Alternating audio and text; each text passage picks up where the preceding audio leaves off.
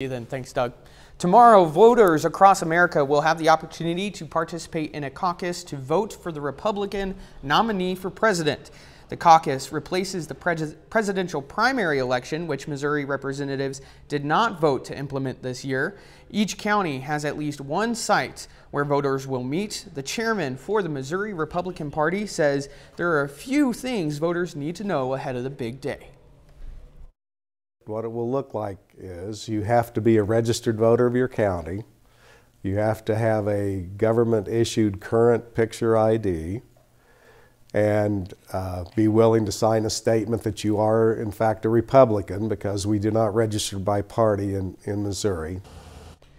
After tomorrow's caucus, delegates will meet in April at the district convention to continue the process of nominating a Republican candidate. You can find more information about this year's election season on our website, KOAMnewsnow.com. The race for the Republican presidential nomination is continuing in Washington, D.C., with voters underway in the district. But an even bigger prize is just 5 days away, Super Tuesday. Willie James Inman has Washington with the latest from the 2024 campaign. And who says there are no Republicans in D.C.? Nikki Haley is campaigning for last-minute support in Washington, D.C. as district Republicans start voting in the GOP primary. Don't complain about what happens in a general election if you don't vote in this primary. It matters.